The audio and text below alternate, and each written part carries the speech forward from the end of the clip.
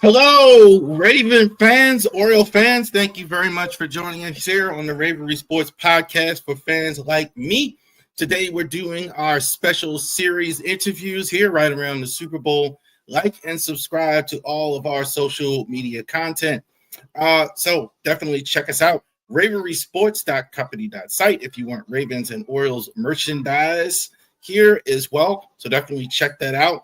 Also, too, on our website, Genesis Notary Services /Facebook.com. That is our notary business. We're going to go ahead and get all that squared away. If you live in the Shenandoah Valley area, we'll go ahead and get that going for you. You need notary services. We'll stamp your documents with care. See Charles Harris, Legal Shield. Definitely go to Harris Legal Shield on LinkedIn and Facebook to go ahead and get that squared away. All right. Let's not waste any more time. Thank you for joining us here, everybody, today. And we have our very special guest. You know how people get on camera and media and say that they've been friends or they've known each other or whatever a long time and all that. You know, that's just phony stuff a lot of times. Not today. We've known this guy here in media for 30-some years, all the way back to our days when we were freshmen at Baltimore City College. Long time ago. So let's go. And my brother Keith Henry here. We're going to talk a little bit today about sports media. How's it going today? 30 years in the media. We didn't even want to say it out loud there or off camera. How long it's been? Only by the grace of God, Charles. Yeah. Only by the grace of God. That's how that works. That's my mom's favorite scripture. Do all things through Christ that strengthens me, that wakes me up every day. You know, a little paraphrase at the end there, but I know, like every day, you know, you feel like that every day is a gift. You know, you get to be after a while. I hear you. All right, Keith. So I wanted to talk to you. We're going to start doing some more interviews on the channel. I don't know how often you watch the channel here. And I did want to talk to you about, let's start a little bit about the Ravens, what we just saw in the regular season here.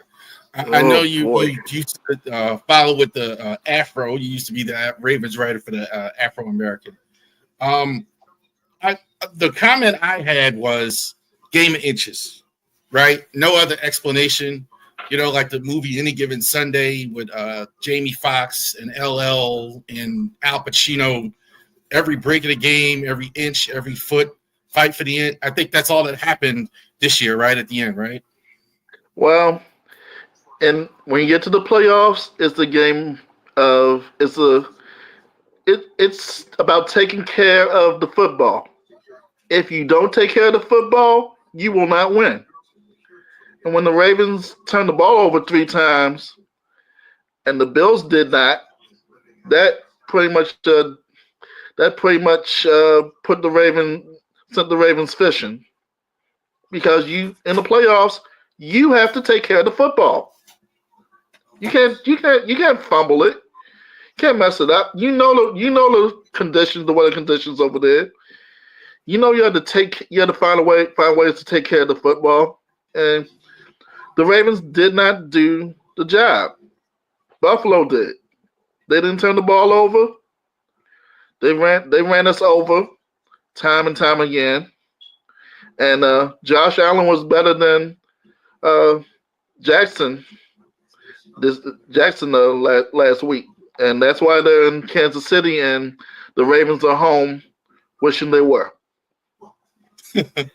I'm not as sure that Josh Allen was better than Lamar per se, but mistake-free, right? No turnovers, cleaner. They didn't really run. I mean, you look at the stats, like it would tell you, okay, well, we would have won the game, but no turnovers on Buffalo's side, didn't give it away. You can't have this many turnovers and win, like you said. That's not going to work. Mark Andrews, a lot of bad stuff happened to him, death threats, a lot of people, a lot of fools out there.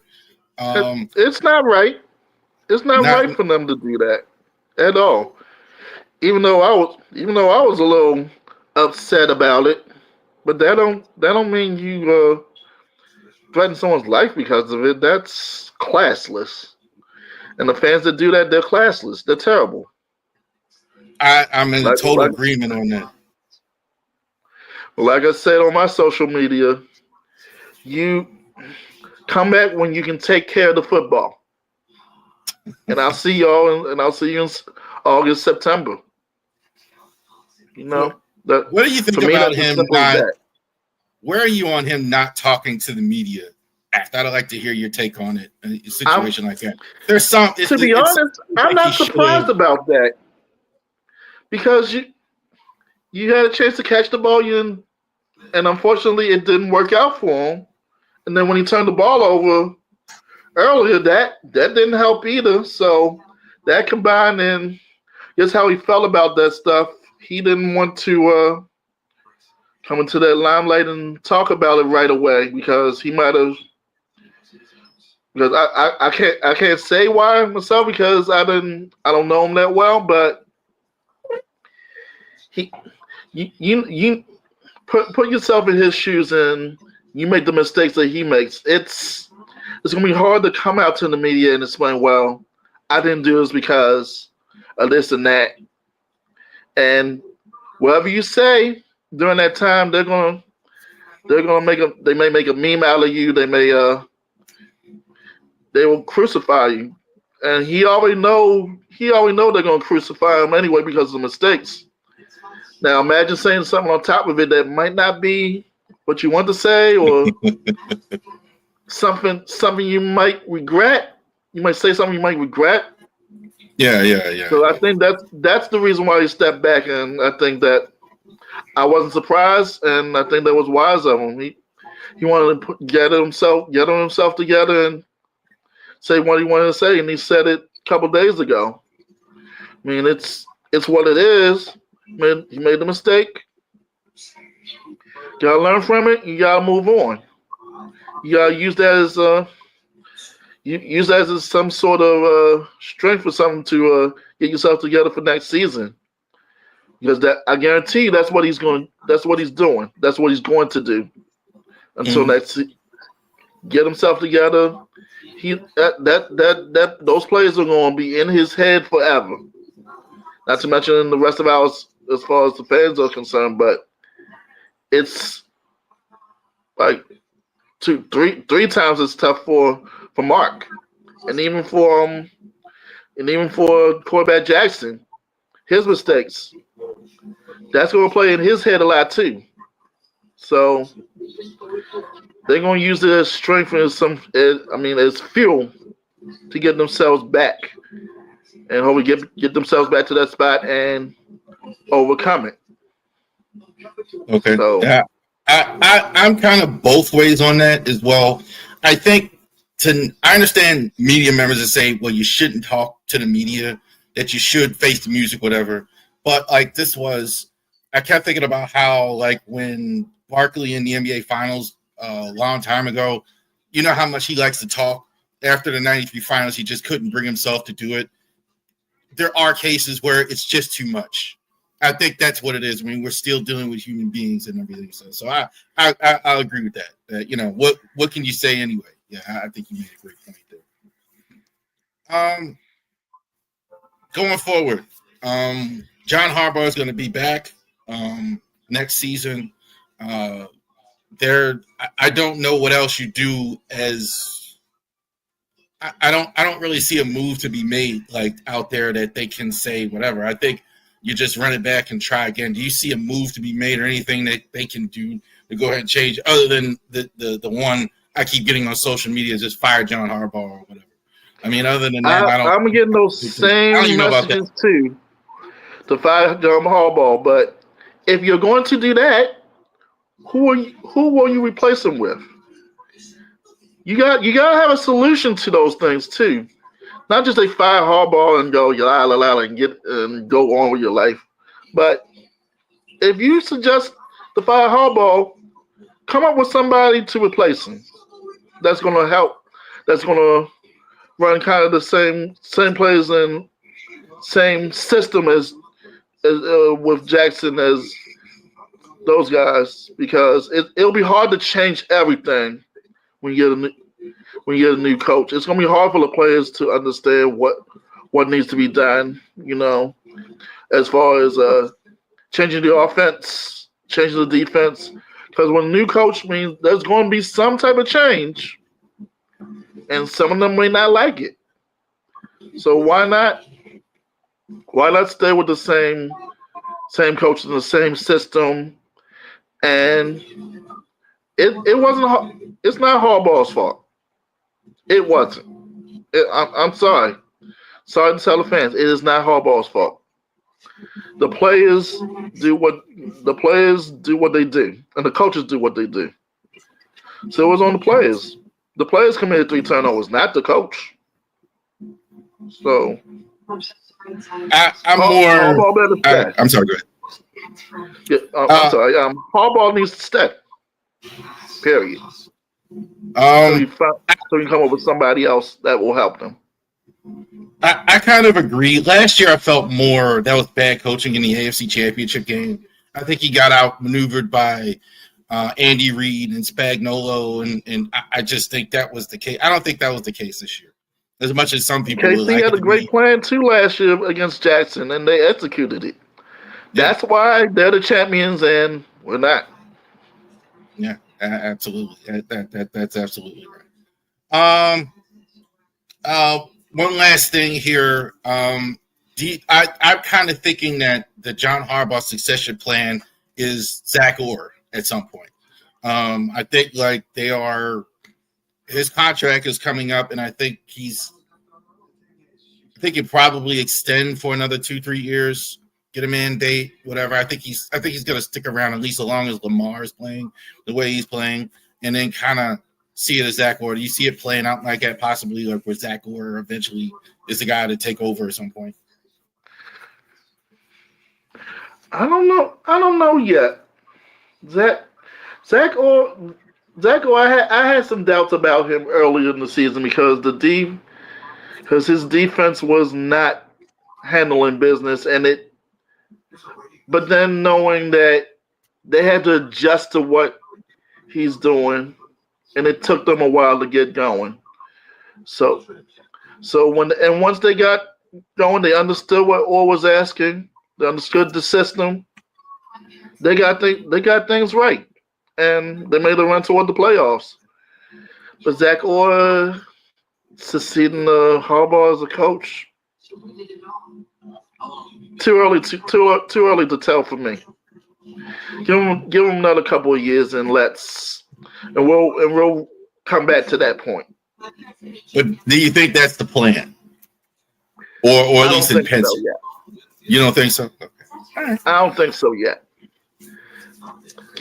Give it at least another year or two, and if things continue to improve, like say they do win a Super Bowl, then something could be in the Ravens' ears, and it could be a reality. But I say give it a couple of years, and the word here is patience. And as fans, we're not all that patient. At least I'm not as patient, but I can understand from their side of things to what's going on and what system they're trying to run and things like that. But have to be patient in this. Have to be patient. You got stuff like that. You might have to play the long game. I hear you. All right, so let's move to your beloved alma mater, what you've been doing at all these years at Coppin State. What's going on right now?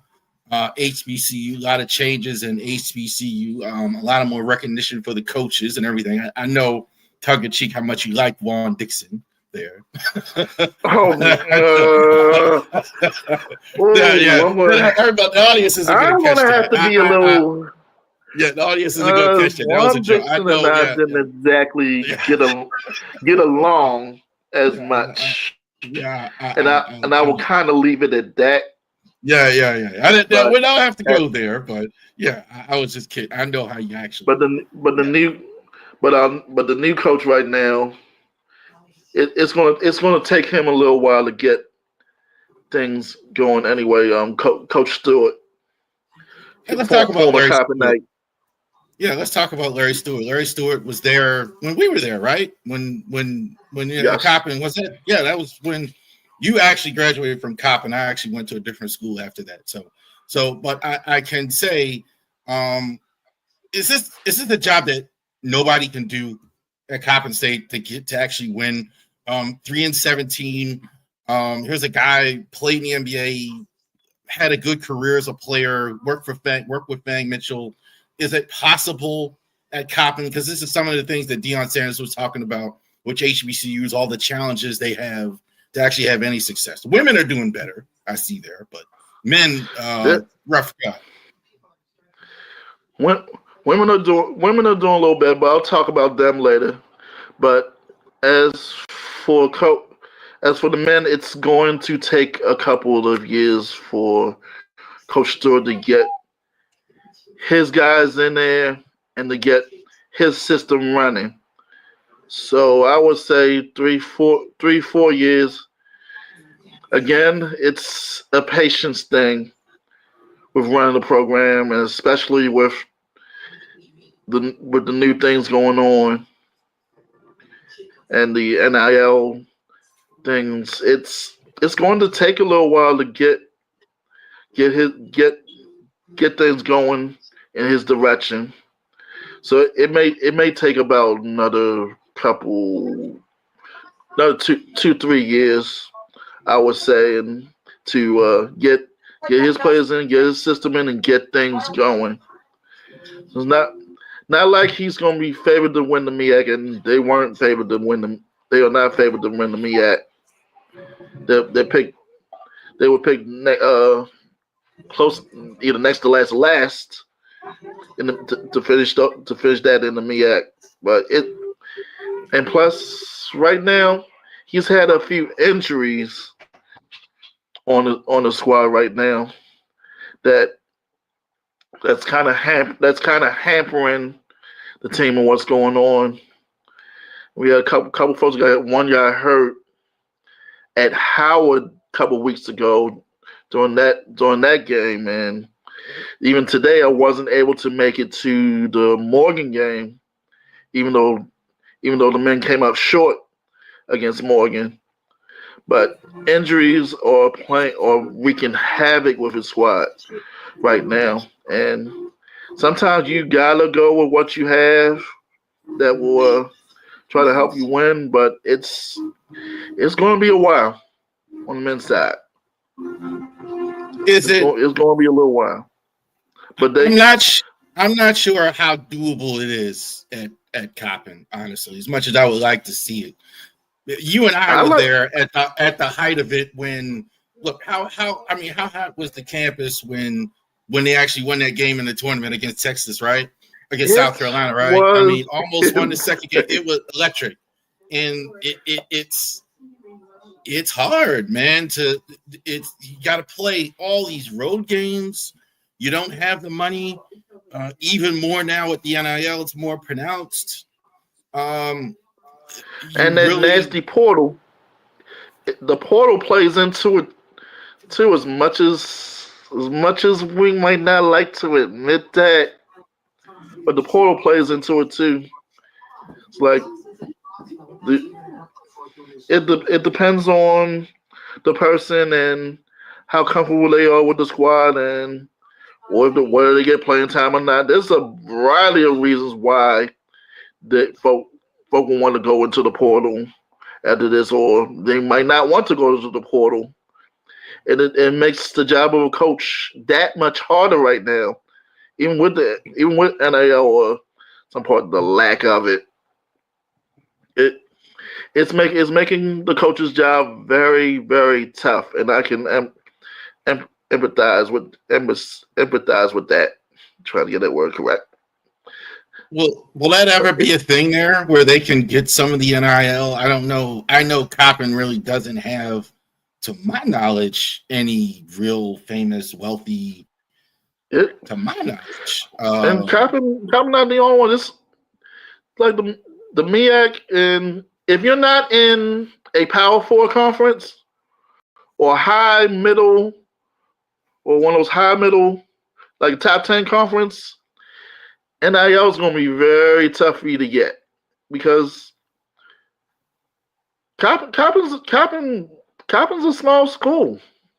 No, in a conference of small schools, means you don't generate as much money as you would like.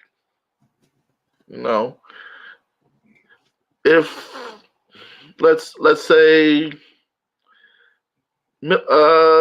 team has like $1 million worth of NIL, you got spread among everybody, and we think that's for the year with like 12 to 15 players. It's, to be honest, is not that much that they're getting. So it's hard. It's hard if you're not in a Power Four school. Also, too, what's happening, and and you didn't say it, but like, let's say Larry Stewart has what's happening now has a player who's an outstanding player, 25, 30 points a game. He can't keep him anymore, right? He wants to go now to what these bigger schools are doing. They're not taking freshmen in our case. They're going to Maryland. I'm just using that for example. And then they could pay him whatever they want to pay him, and he can't. Yeah, he's out the door right there. So a lot of what these larger schools are doing, they're taking a lot of these mid-major guys and just plucking them and putting them in the best guys, and then leaving them the rest of the guys. Okay, now you go figure it out with the rest of your squad. Not everybody, like maybe like Michigan State, I saw today, like more traditional, or there's a couple schools, Clemson in football, kind of not really, but even those cases I could say some of it depends on the relationship the coach has with the kid. If he has a good enough relationship with the kid, chances are he stays for about 2-3 years, maybe all 4. If it's not that good a relationship after 1 year, you're out of there, and you can't do much about that. And even with that, you have to create an environment in which players want to be a part of that team. And sometimes folks have that personality that they can do that. Like on the women's team, head coach Jermaine Woods, he creates an environment in which the ladies want to be a part of that, want to play, want to be a part of that program, and he makes it exciting for them. He makes it fun for them to want to play. So chances are some of them will not want to leave, will not want to use the portal. Some of them will want to stay with the 3 or 4 years in order to graduate and to create that program. There's even one that played for Coach Woods for the full 4 years, and she's a part of this staff right now, and and she's the graduate assistant right now for Coppin. Her name is Mozzie Staples. It was a great relationship between player and coach, to which now she wants to come on and coach, and she's inspired to coach help the girls. So sometimes you don't have relationships like that that will impact a program.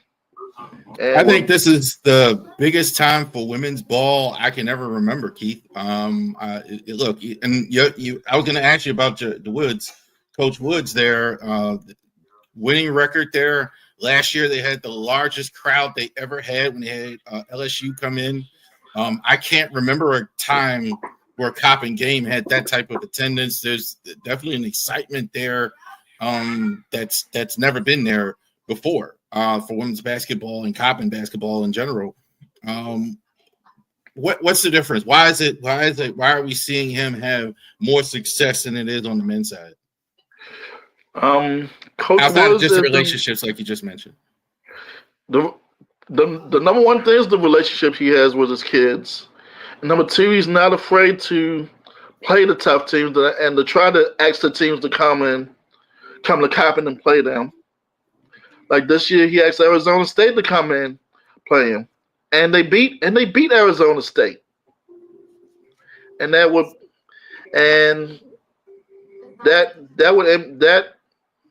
something like that would impact him in the long run as far as recruiting people and try to give hope to a program that hasn't done too much in years, and they want to compete in the MEAC. And even today, they scored the last 7 points of the game against Morgan to beat them at Hill Fieldhouse this afternoon. And imagine winning. If you're winning, that helps too.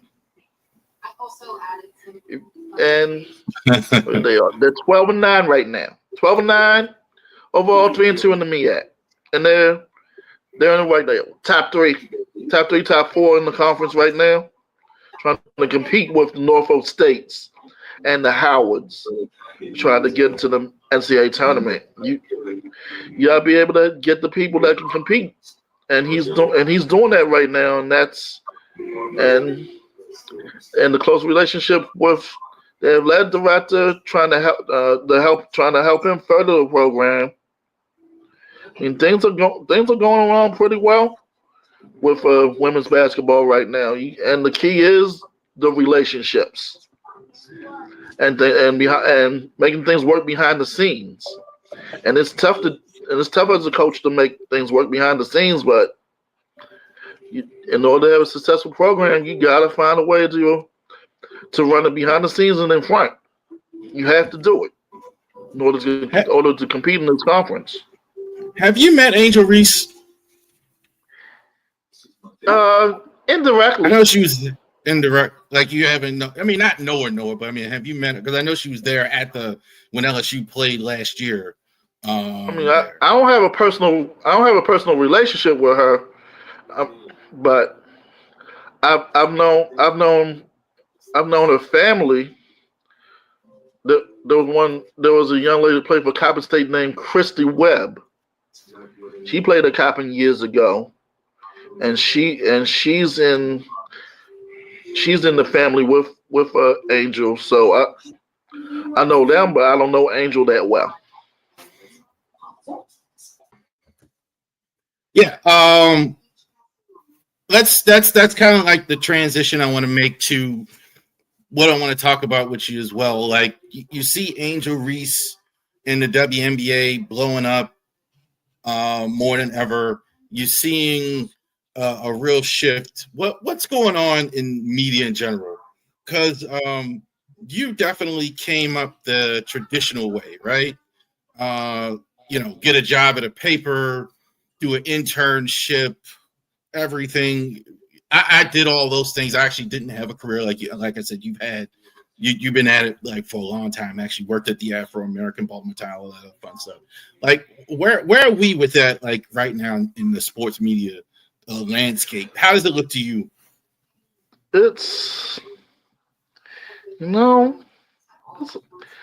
I can't say it was tough to begin the beginnings, and I like to talk about how I started. At Coppin, I was upset because the women didn't get enough coverage in the Coppin newspaper. So I went down to the place and I complained. And the editor said, "Why don't you write? Why don't you do something about it? Why don't you go write?" I'm like, okay. And then the adventure began. I know that's always been your thing, like women's sports. I know you cover a lot of the volleyball games and things like that. Definitely check it out if you haven't heard out there. do play-by-play at a Cop State baseball game. I have many times at Joe Cannon and all that other fun stuff. But we're doing this on YouTube. I have several platforms here, Twitter and all that other stuff going on. But is there any pushback from the old media? I'm kind of getting that. Even like reaching out, trying to have this discussion with a lot of them. It's some are embracing it, good. You see it like on the highest level, the Stephen A. Smith, where he's doing his own podcast, doing his own Shannon Sharp, doing his own thing there. And then you got some that are like, even like reaching out to some of them, you can't do it. I've always been frustrated with the Afro in particular in the Baltimore Times. They're not, where's your social media presence? Where's your, where is that with them? And so do you think a lot of these big institutions, CNN, do you think a lot of them will survive, or where are we going exactly? Where do you think is going to happen? I think it will depend on the individual paper or media thing. It's all about the money, I would say, with them, as far as maintaining people and hiring and firing people. It always comes down to, do we have the money to maintain the crew and things like that. Like for me, for the Afro, I've been freelancing for those guys for a very long time. The times that stuff I've written didn't make it, or stuff I've written, it was delayed and things like that. Sometimes I may not know the reason and things like that. Sometimes it'll be on my end. Sometimes it'll be on their end. But it is a bit tough. But if you want to do it as bad as you want to do it, you will find your own way to put your stuff out there via the blogs and things. And even when I went to school at the Broadcasting Institute of Maryland, there I learned to do things on my own and to be aggressive toward certain sports, like the pro sports. Like the Orioles, I still don't want to cover them because it's an everyday thing, sure, but it's not something I have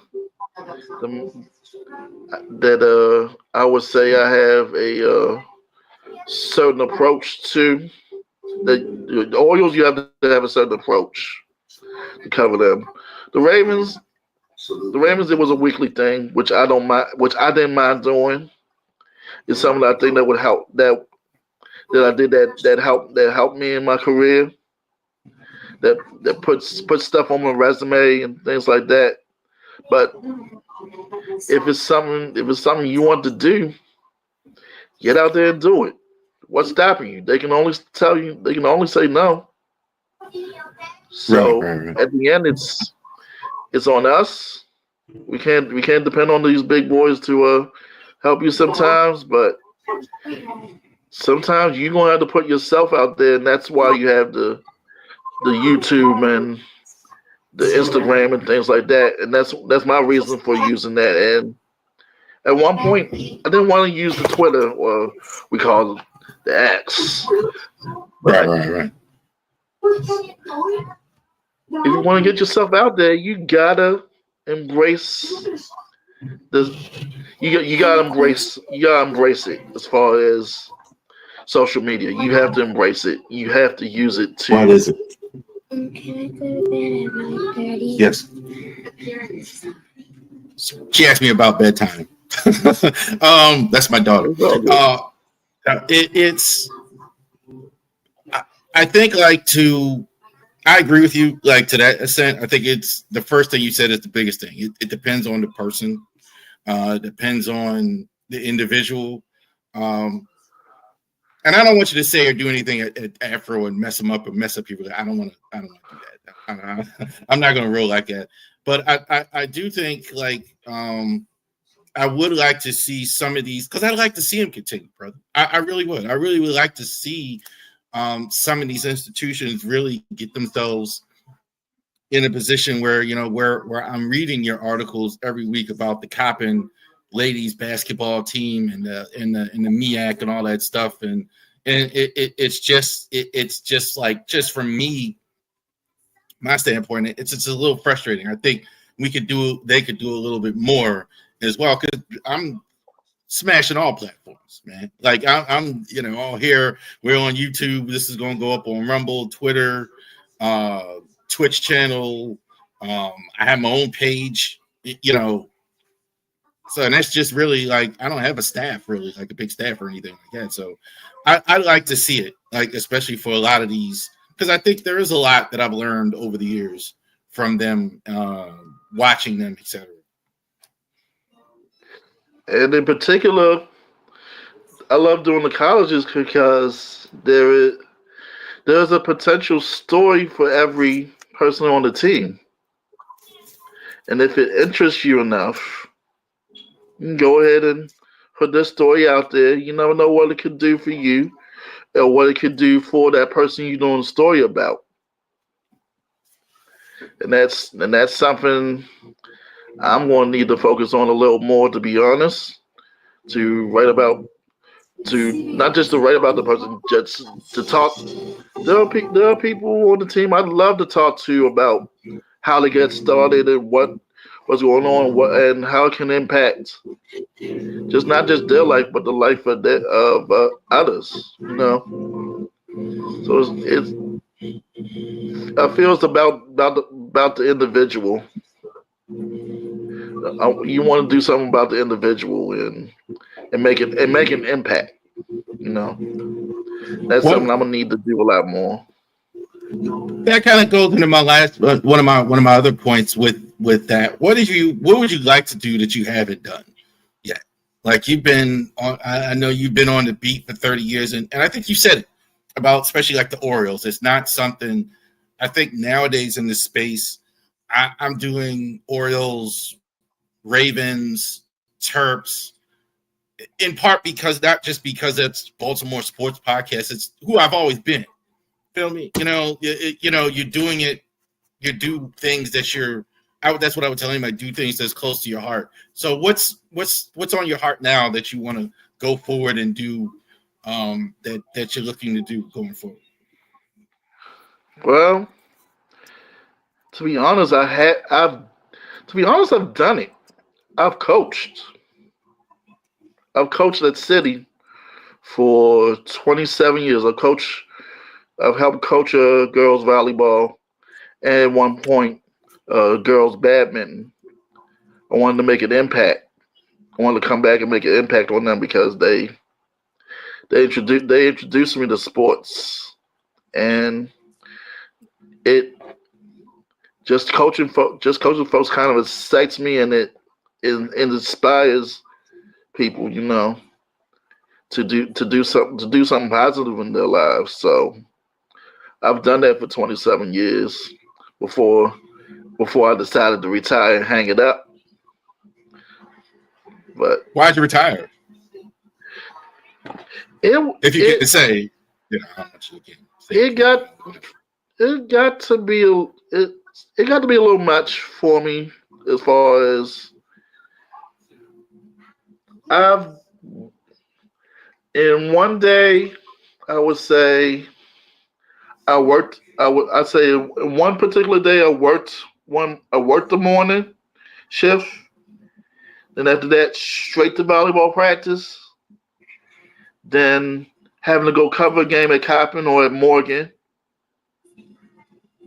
Then went home. Then came home. It was a full day. Yeah. And even those times I've coached games, and then I had to run and cover. I coached a volleyball game, and then I had to run and cover a college game, and I did, and at that point I was doing I was I was a referee. I was doing lines for volleyball, for college volleyball, and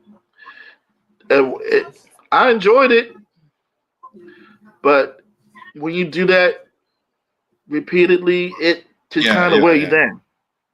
Yeah. You know, and sometimes you don't have time to sit back and chill out. When you get home, you're worn out. You want to get in the shower and go to bed. And it got to a point where I was like, nah, I need to peel back on a couple things. Yeah. I've had to do it. See these gray hairs?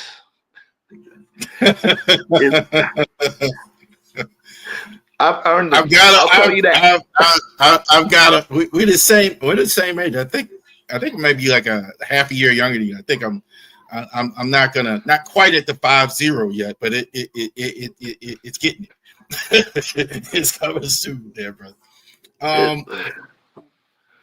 One last thing, and what would you say to young people that want to get into journalism, want to get into media? Do you have what route would you tell them to go?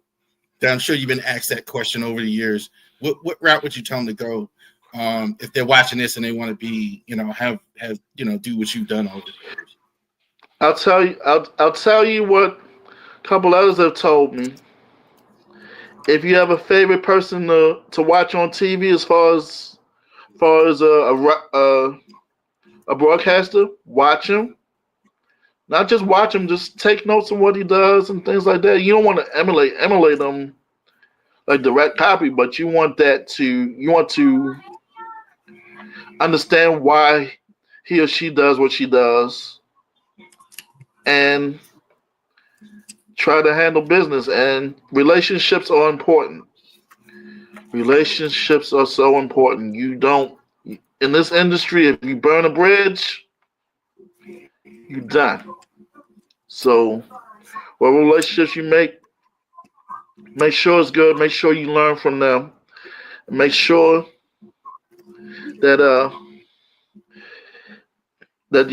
you show the proper respect for the craft. You have to show the proper respect for the craft, whether you write or whether you broadcast.